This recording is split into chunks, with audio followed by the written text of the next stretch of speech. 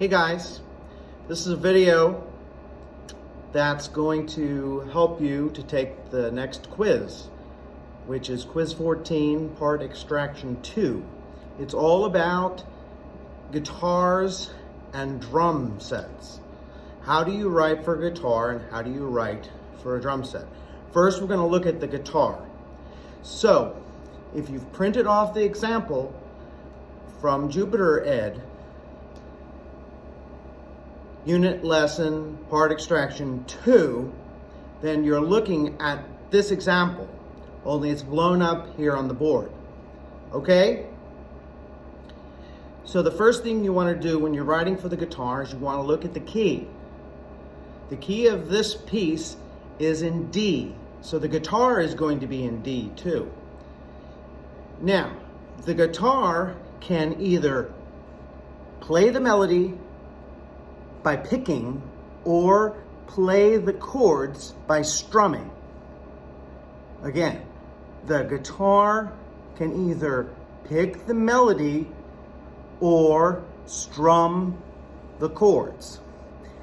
For the quiz, you're going to need to do half of the example with the guitar picking the melody however you want, and with the other half, you're going to have the guitar strum the chords. So it's half melody, half chords. I'll be doing that in my example here. So let's start by identifying the chords in the key of D.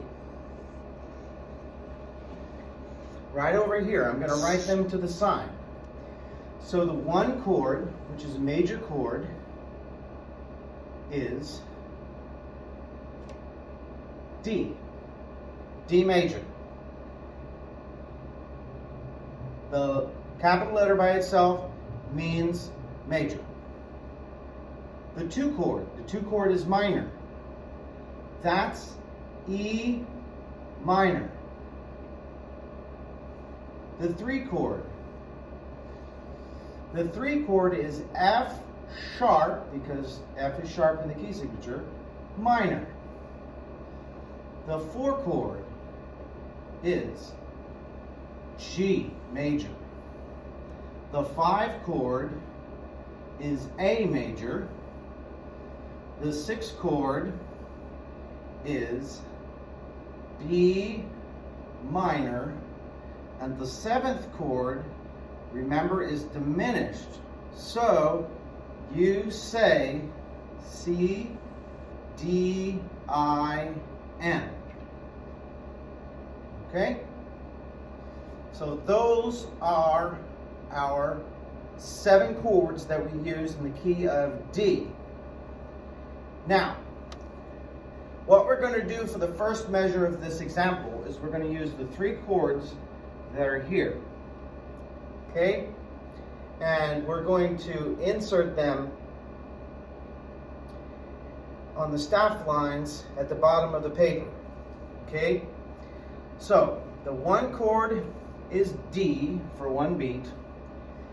The 5/6 chord is A, and remember that 6 means that the third is in the bass.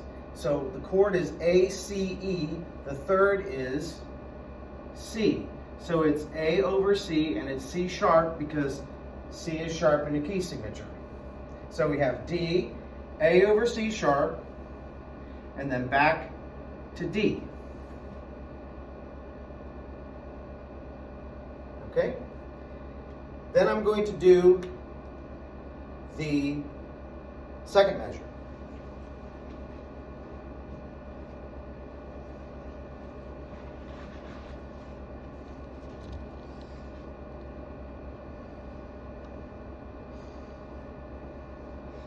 The second measure has 2/6, which is E minor, over the third, which is G.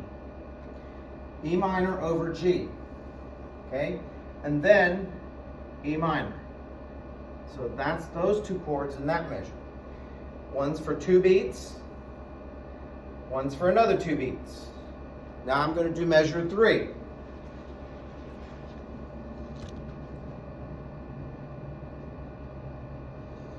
Okay, in measure 3, we have 4 different chords.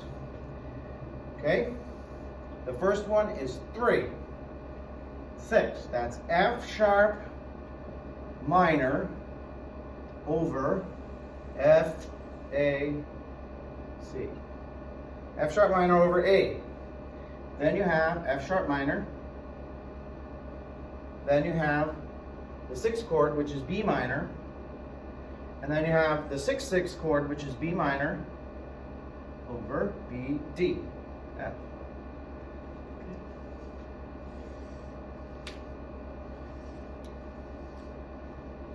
All right, next, I'm going to go down to the bottom of your paper and insert these.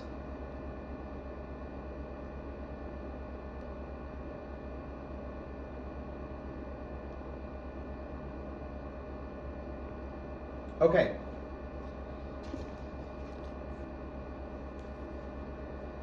Remember these.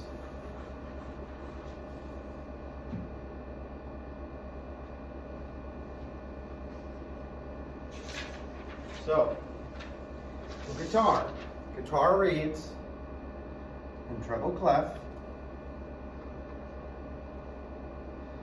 He reads in the concert key, and he does the same time signature. Okay, so in our first measure, we had 3 chords. We had D major for 1 beat. We had A over C sharp for 1 beat. And then we had D major for 2 beats.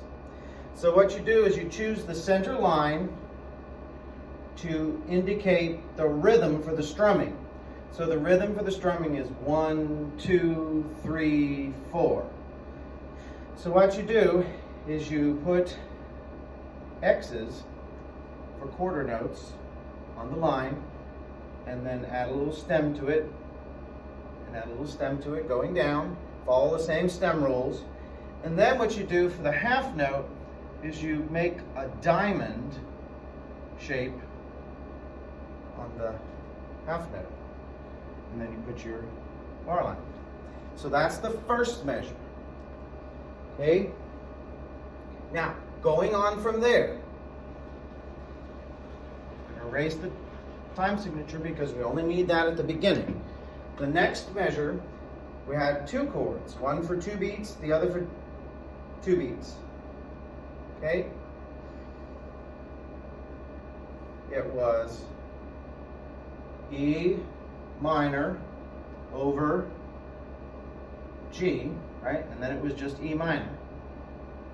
For this, you'd use 2 diamond notes for the half note. 2 beats there and 2 beats there.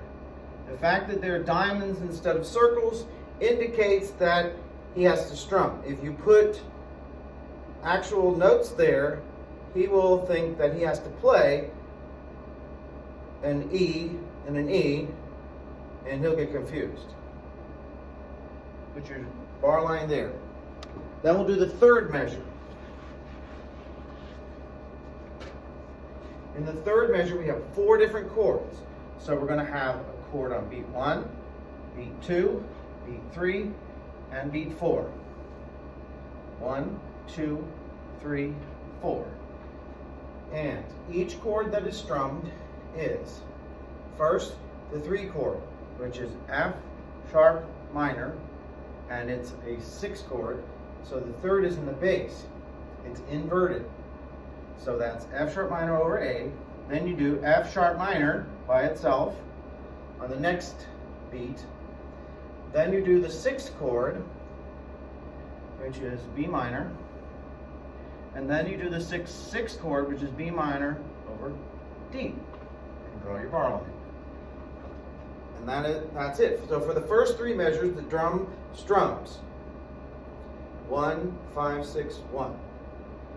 2, 6, 2.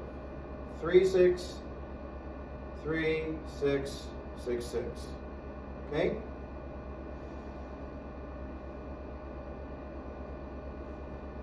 Now, let's go back up to the top. What about the last measure? Well, remember that with the last measure, actually, I misspoke.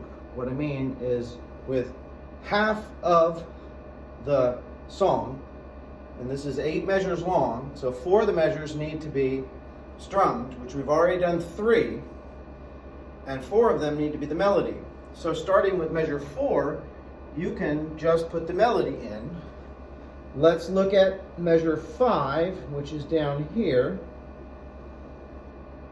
And you could put the melody in there, and then the melody in the next measure, and the melody in the next measure. And then for the last measure, you can do the strumming. So all you do for the picking is you insert the melody notes. Remember that the melody is by itself at the top, and then you see it together in the piece. So all I'm going to do is go down here to the bottom, and starting with measure number 4, I'm going to insert the melody. Now I go back to using regular notes, and I tell the guitar to pick D, C, C. Then continue on to measure 5. I tell the guitar to pick D, A, F, E, which are 8th notes, and then F. Draw the bar line. All right. Now I need to pick 2 more measures.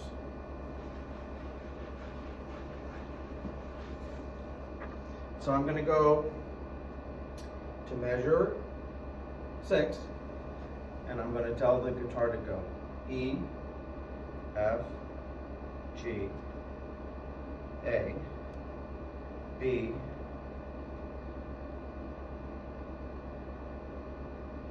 C. Bar line. All of these are 8th notes. And this is totally doable by a good guitar player like Bruce. He's learning to pick. And he could do this very easily with practice, going to the different strings to play the single notes. Okay? And then the next to last measure, I'm going to put in the melody one more time, which is D, C, B, A, G, A. B, follow the stem rules. In this case, it's your choice. You copy it just like you see it there. A, G, A, then F, G. And that's the end of the strumming, which is bar line after that. Excuse me, I meant that's the end of your picking. Now we want to go back for the last measure to strumming. So here's the last measure.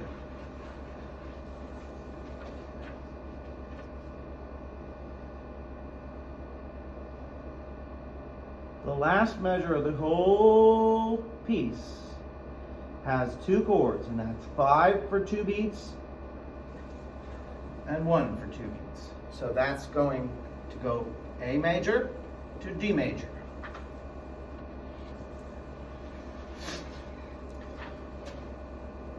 The guitar does not read the Roman numerals. So for the very last measure,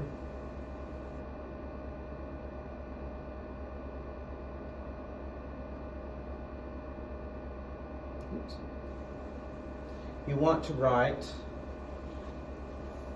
2 diamonds on the center line, 1 for 2 beats 1 for another 2 beats, write A,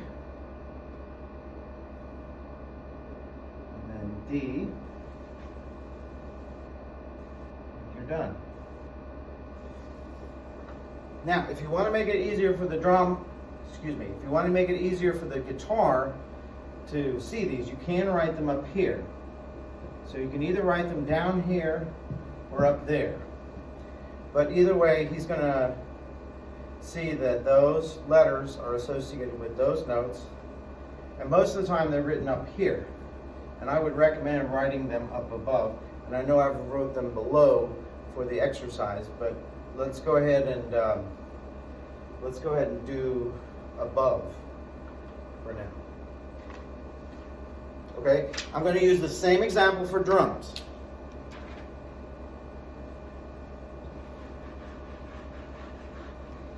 So let's talk about a drum set for the moment.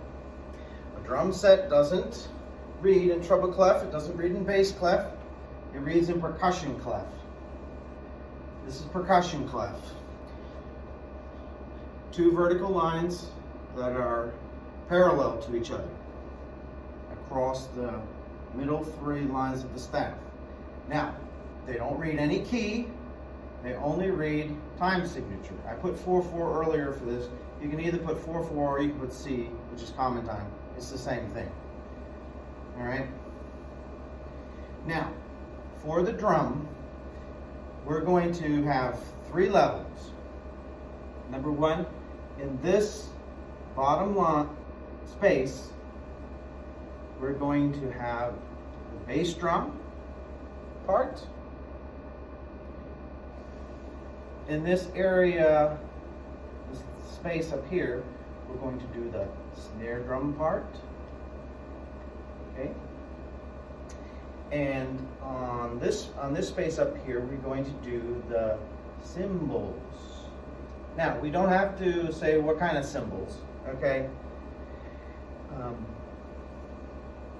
I just want you to get into the practice of being able to write for a drum set, okay? So, for the notes in the bass drum, you'll use regular notes, but the stems will have to be down. For the snare drum, you'll have to use regular notes, but the stem will be up. And for the cymbals, you use X's with the stems going up, like that. So that you can play the 3 drums, or percussion instruments in this case, at the same time, in different patterns. Now, what pattern are you going to do? Here's where you get to be creative.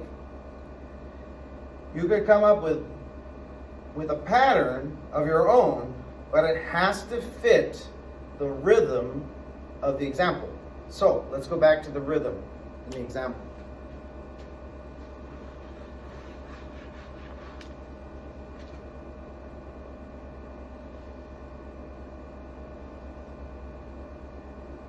Okay. So, look at the rhythm of the first measure.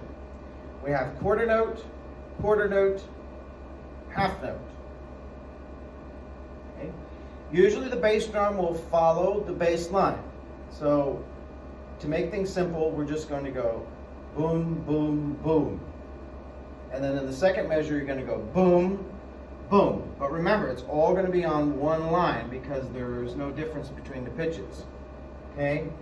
For the snare drum, you can pick any of the 3 parts above the bass. Usually you want to try to come up with a crafty little pattern. Okay? You don't want to play the beat on every note that the soprano hits. But the soprano is usually the most creative part. It's the melody. But as long as it fits in here, as a matter of fact, what we're going to do with the snare drum in the first measure is we're going to go 1, rest, 3, and rest. And then we're going to go, for the second measure, we're going to go 1 and rest 3. Okay?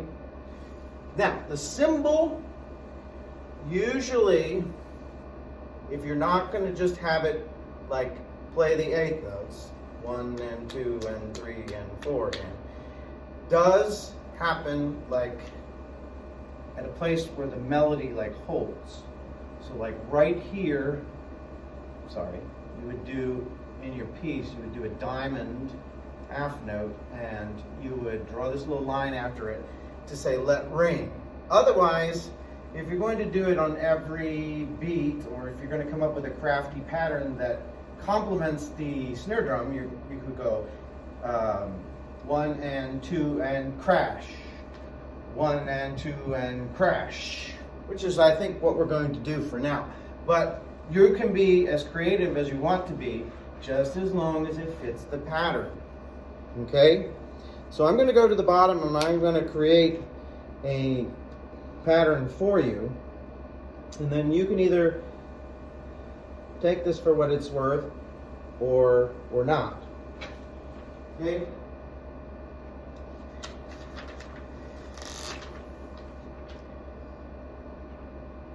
Percussion clef, common time. All right, bass drum. We said we were going to go boom, boom, boom, bar line.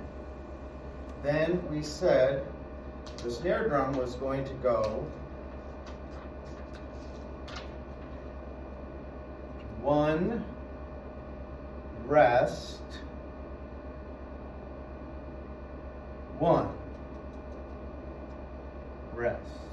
Then we said we're going to make sure you don't make those stems too high so they don't get in the way of the cymbal.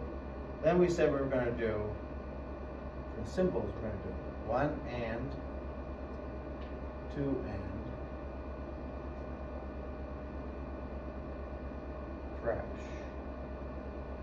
or hit. This means to let the cymbal ring. So if you want it to ring, let it go. If you don't want it to ring, then you better put either a quarter note or an eighth note here. Okay, so a quarter note would look like this. An eighth note would look like this with a flag on it. Okay? Then for the next measure, we said we were going to go with the bass drum. Boom, boom, bar line. And then with the snare drum, we were going to go 1 and, rest,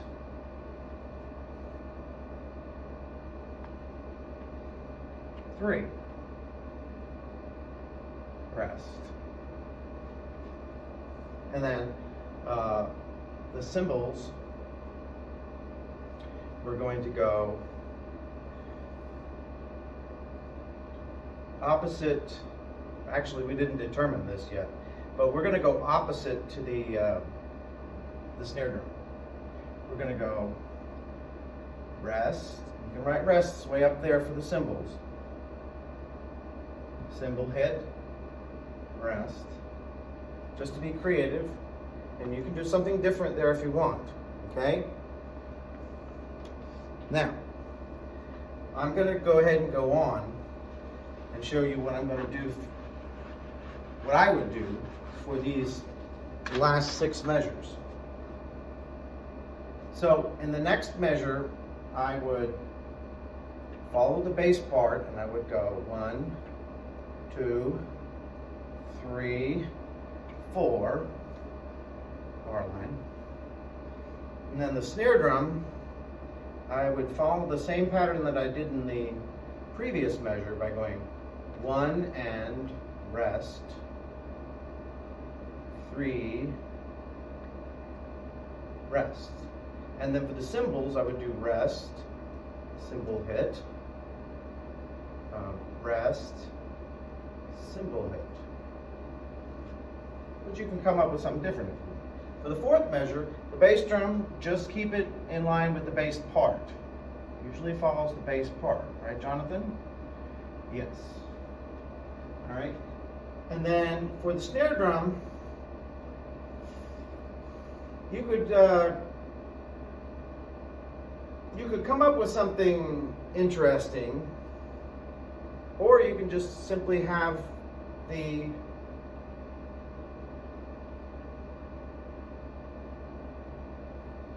snare drum rest, and then have the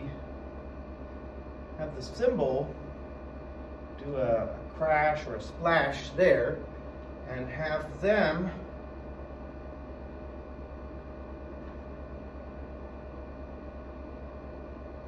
got the dot here on the half note. Make sure you have 4 beats in a measure for each part. That's rests and notes. And this has to be turned upside down because this is a whole rest, not the other symbol. Okay, this is a whole rest, so this means it's going to rest the whole measure. And then, as a matter of fact, you want to put it in the center. Like that. Okay, and then we'll do a half rest for the cymbal. See the difference? Okay, we're almost done. Second line.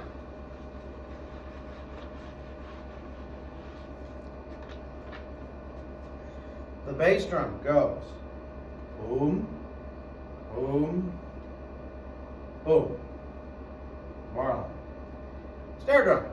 You can keep with the same patterns that you were using to show continuity in your playing.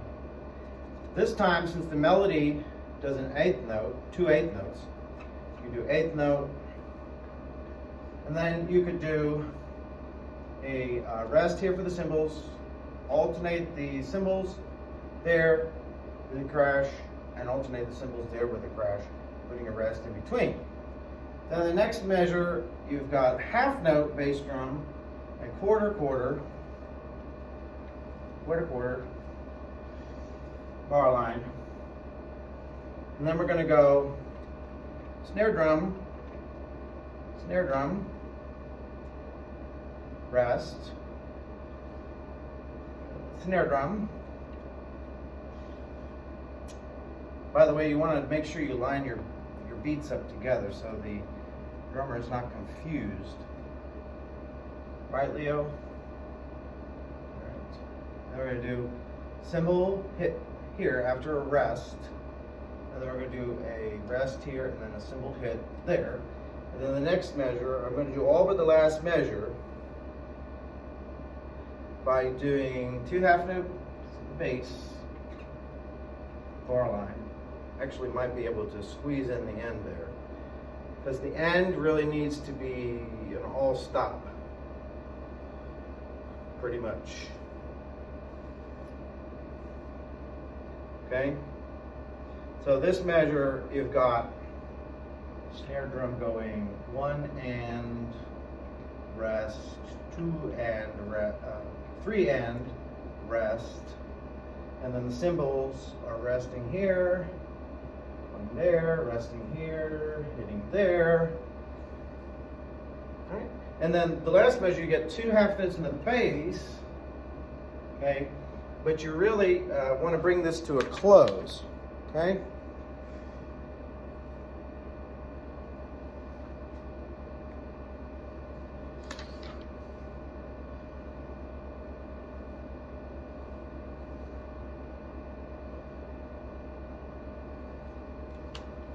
So here's what you do in the end. Quarter, rest,